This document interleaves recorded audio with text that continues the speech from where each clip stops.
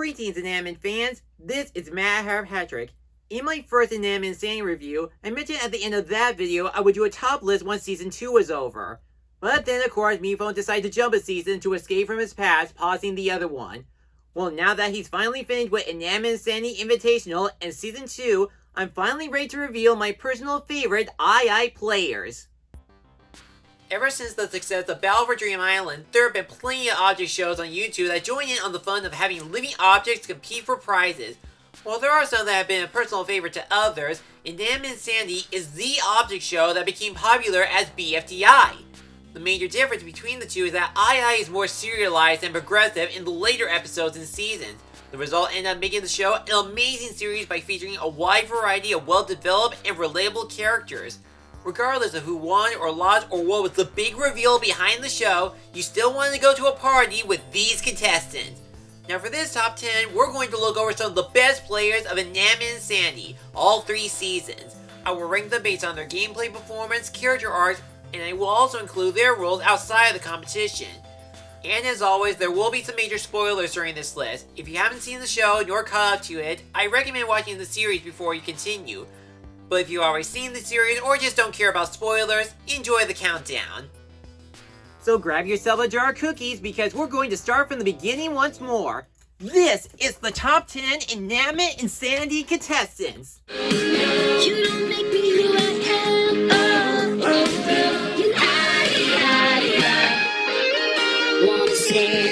When it comes to living objects, there are a bunch of characters that often apply to various categories. We got some that are food players, some are sport balls and equipment, and some are natural elements. While many object shows like BFDI do have some obscure ones like humans being part of the universe, Inanimate Insanity's own out-of-place idea was definitely right under everyone's feet. Watch where you step, mate. Oh, sorry. Doesn't feel great to be stepped all over, yeah? Yep, there is actually a floor contestant with a face on it. Although he doesn't have a body of his own, Flory does have some special abilities that have been quite useful to the team. He can teleport anywhere around the island, have a humongous appetite, create earthquakes whenever he's upset, and gather insight from other players while staying hidden. He ended up playing a good game on his debut this season, but he ended up getting blindsided midway. In the episode Petsy Betsy's, the Looney Balloonies Alliance convinced Silver Spoon and Canada to vote against the floor. But there's one problem during his elimination: Mifune cannot get rid of him. He can hit him with the fist thingy, but the happy face on the ground won't go away. The floor can teleport elsewhere by himself, but he doesn't want to leave because he likes the island paradise. It's like his home to him. He sort of is the island. While Mifune's trying to make a challenge removing the floor from the game, they both reach a compromise by having him as Mifune's assistant until the season is over. During his internship, he ended up being extremely helpful with the challenges, contestants, and staying by Mifune all the way through, even when his new boss tried to extend his invitational season. With his knowledge around the island, words of advice, and support for the entire cast, his role helped everyone overcome even the devastating obstacles. No matter if you see him on the grass, sand, water, lava, or even baskets, the floor is still him. You got any apology asparagus in there? Sorry, mate. Best job ever! Don't let her cute and innocent nature fool you. Marshmallow was definitely a player during her run. Well, during Season 1, she had some rough hits that were stacked against her. Whether it be Night bullying her, her rivalry against Apple, or even the laws of physics decide to ruin her perfect landing.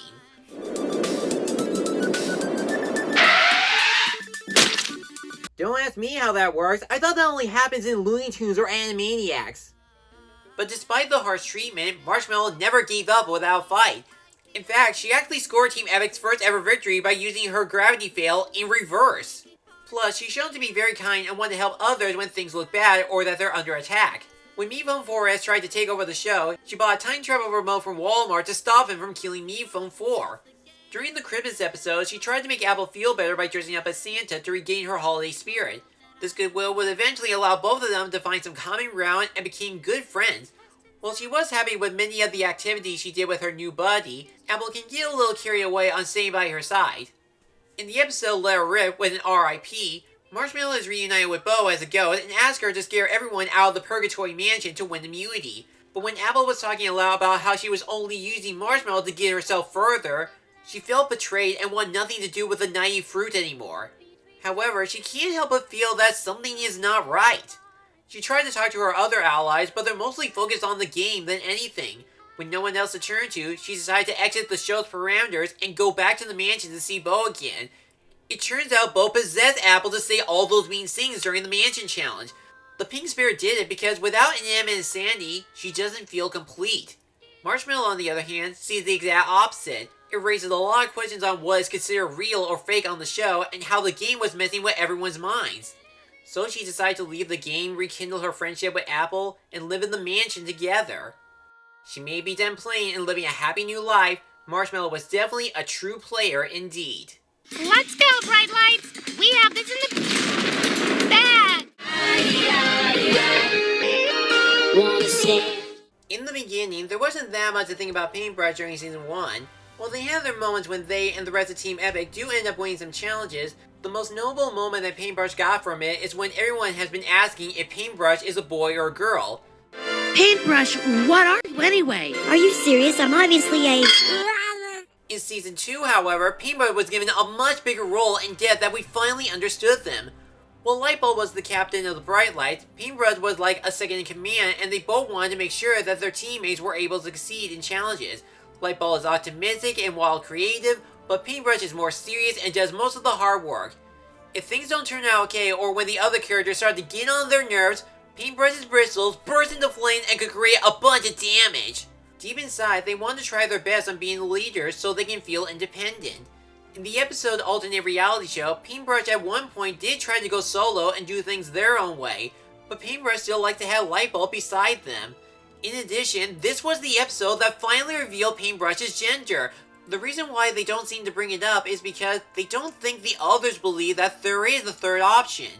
Lightbulb, on the other hand, still believes that there is a C. Baxter here knows there's a C. He loves the C. Without it, he's just a rab. On the Inanimate Insanity Invitational, Paintbrush was the third most voted contestant in the popularity poll behind Lightbulb and Ying Ying. This was their chance to start things over by being a full-fledged leader and finding a home or family on the Fingers team. At first, things were really looking up for them in terms of friendship and controlling their anger. But after the merge, the remaining Fingers hit turmoil when Silver Spoon and Candle backdoored the floor. And when Cabby mentioned Lightbulb over her wacky ideas, Paintbrush still supported their best friend. In their elimination episode, Home is Where the Heart Is, Paintbrush decided to retire from the game and return home with her Crab Baxter and reunite with Lightbulb later on in the few episodes of Season 2.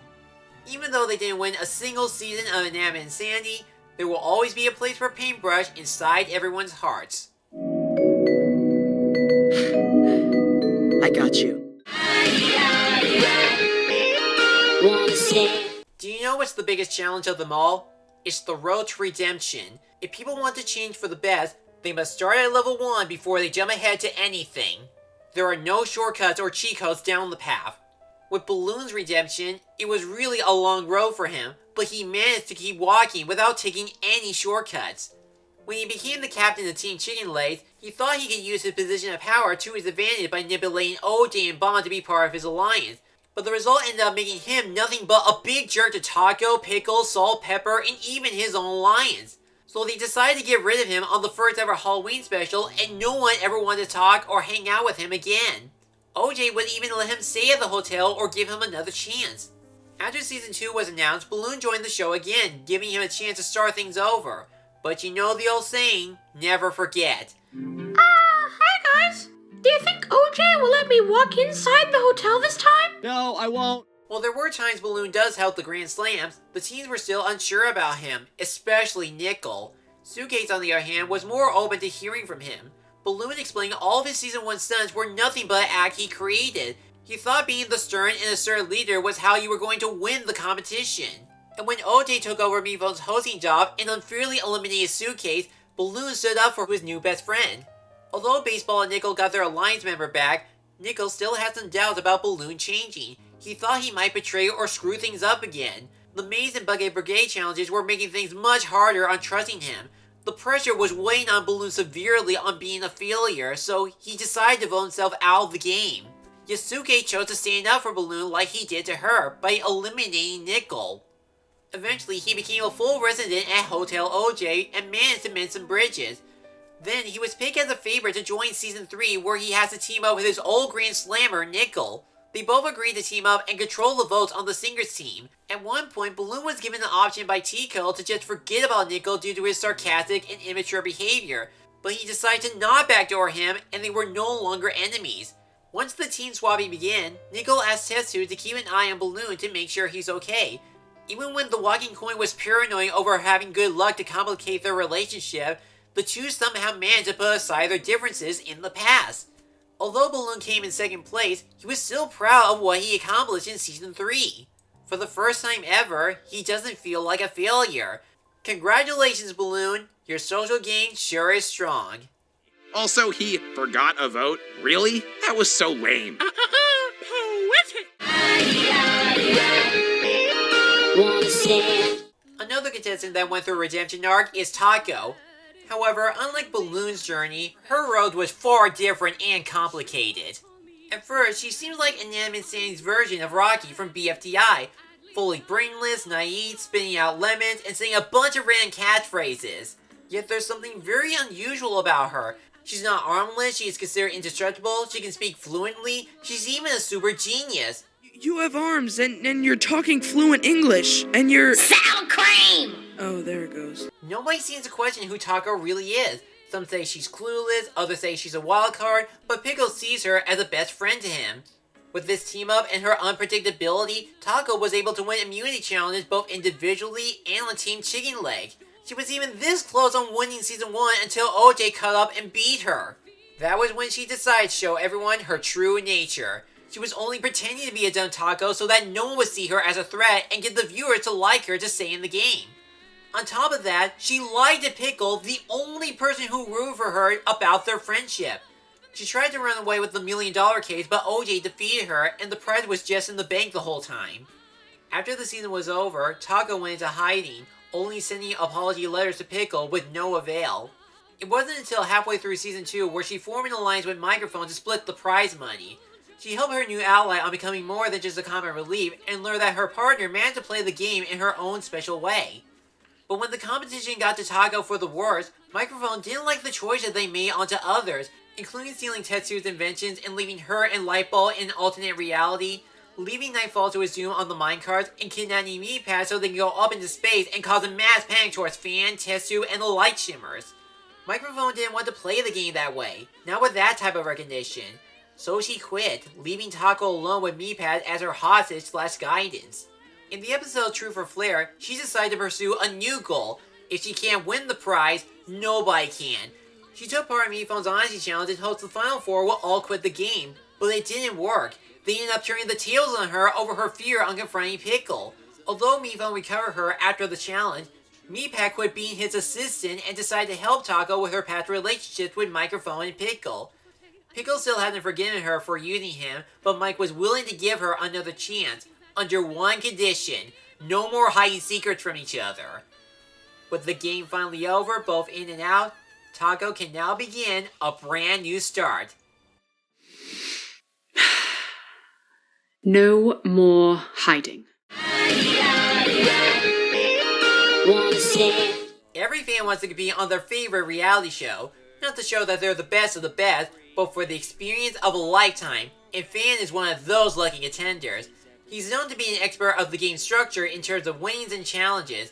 A good example is in the episode Everything's AOJ, where instead of helping Paintbrush unclean the hotel, he and the others decided to lay back because he's familiar with the team's winning patterns, and the Bright Lights soon got their turn by a coin flip. But he doesn't just have II knowledge, he's able to glide like an airplane, look after an alien egg from Mars, and is open to bond with other players like Test Tube, Paintbrush, Lightbulb, or Suitcase. But as the show continues, Fan can't help but notice that everything around him is changing, including his favorite show.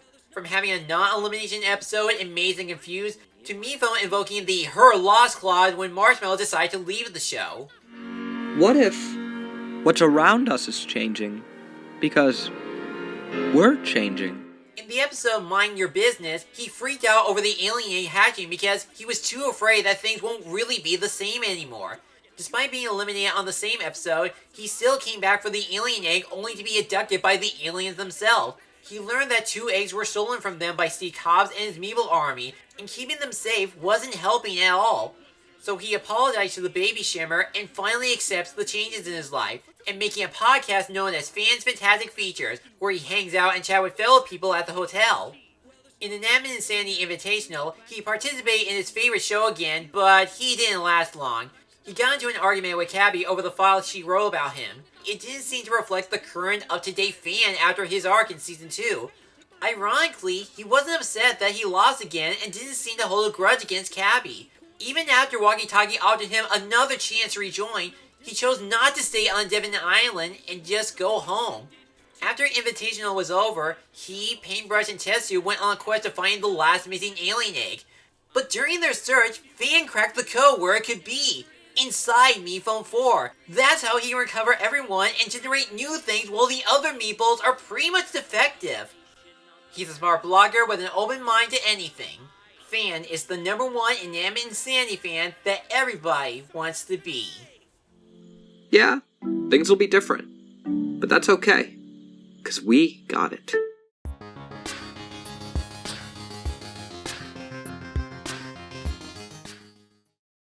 Thanks for watching this video. If you enjoyed this, check out these other videos, or feel free to like, comment, and subscribe for more upcoming reviews and other projects. I'll see you soon.